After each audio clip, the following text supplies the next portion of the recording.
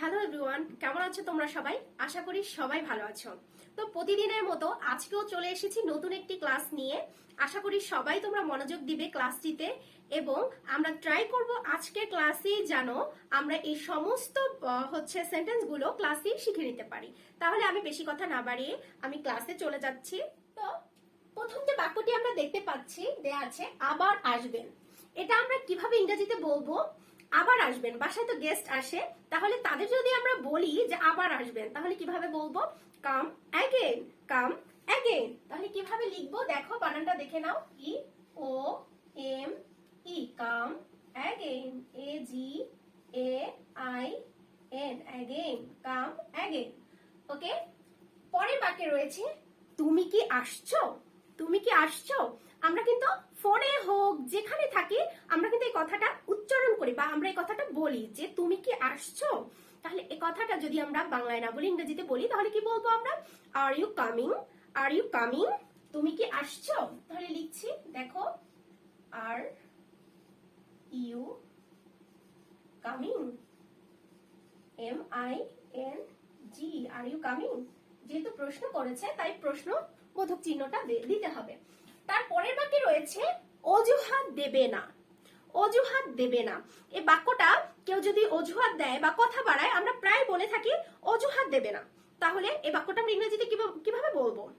Don't make excuses, don't make excuses, অজুহাত দেবে না, তাই না? তাহলে লিখছি দেখো, don't make excuses, yes, don't make excuses, অজুহাত দেবে না। পরের বাক্যে রয়েছে এটা মনে নেবেন না। এটা মনে নেবেন না, সরি আমার ছোট ছোট বিড়াল আছে, তারা খুব ডিস্টার্ব করছে ক্লাসের মধ্যে। তো পরের বাক্যে কি দেখলাম আমরা? এটা মনে নেবেন না। তাহলে এটা আমরা কিভাবে বলবো? যে কারোর সাথে কোনো বেয়াদবি হয়ে গেলে আমরা তাকে বলি, বড়রা আমরা বলি যে যেহেতু ও তো ছোট এটা মনে নেবেন না। তো যাই হোক, এটা আমরা কিভাবে ইংরেজিতে বলতে পারি? Don't take it to heart, don't take it to heart, এটা মনে নেবেন না। তাহলে বানানটা কি হবে দেখে নাও, don't take it to heart, A R T, don't take it to heart, এটা মনে নেবেন না। পরের বাক্য দেখো, বাজে কথা বলবে না। বাজে কথা বলবে না, যদি কেউ আমাদের সাথে খারাপ কিছু বলে থাকে তাহলে আমরা এটা বলি বাজে কথা বলবে না। তাহলে এটা ইংরেজিতে আমরা কিভাবে বলবো? Don't talk nonsense, don't talk nonsense. Okay, তাহলে লিখছি দেখো, don't talk nonsense, NONSENSE, don't talk nonsense. পরের বাক্যে রয়েছে কি দেখো, বোকা হয়ো না।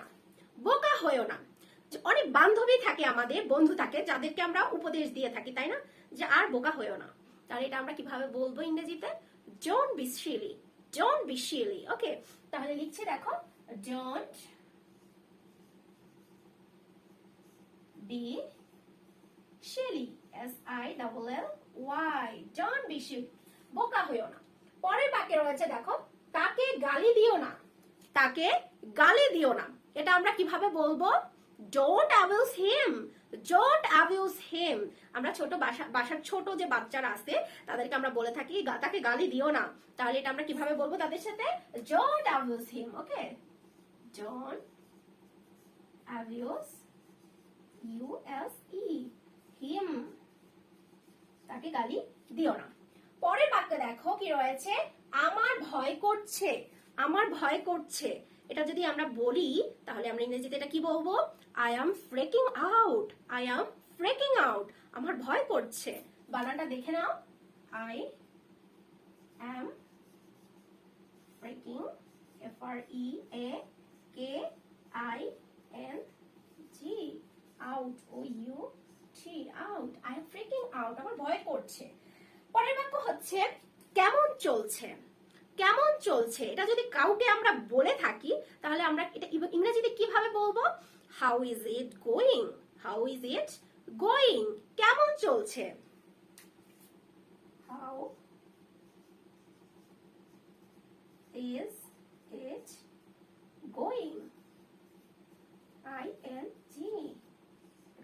করেছি তাই প্রশ্নবোধক সাইন হবে।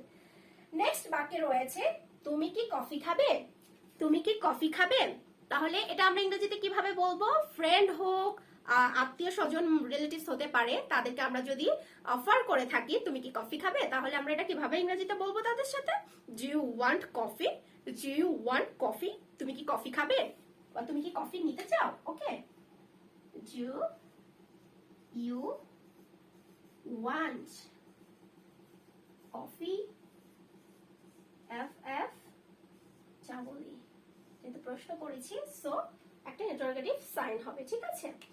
পরের বাক্যে রয়েছে আল্লাহর উপর বিশ্বাস রাখো। অনেকেই আমরা ভেঙে পড়ি খুব খারাপ মোমেন্টে, সো সেক্ষেত্রে আমরা বলে থাকি, কাউকে বলে থাকি যে আল্লাহর উপর বিশ্বাস রাখো, সব ঠিক হয়ে যাবে। তো এটা আমরা কিভাবে বলবো, have faith in god, have faith in god, আল্লাহর উপরে বিশ্বাস রাখো। তাহলে লিখছি have faith, ITH, faith in God. ওকে, আল্লাহর উপর বিশ্বাস রাখো। সবার শেষে রয়েছে গাড়ি আস্তে চালাও, গাড়ি আস্তে চালাও। কেউ যদি ড্রাইভে থাকে তাহলে দ্রুত চালালে আমরা বলে থাকি গাড়ি আস্তে চালাও, যদি আমাদের ভয় লাগে, তাই না।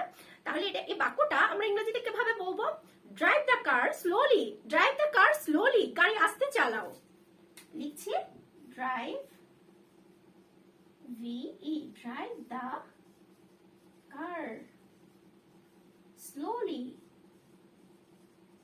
গাড়ি আস্তে চালাও।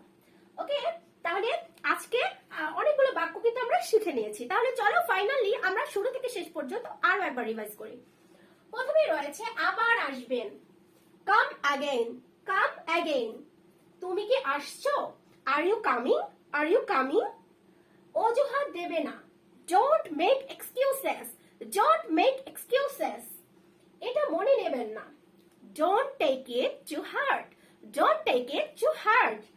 পরের বাক্যে রয়েছে বাজে কথা বলবে না, বাজে কথা বলবে না, don't talk nonsense, don't talk nonsense।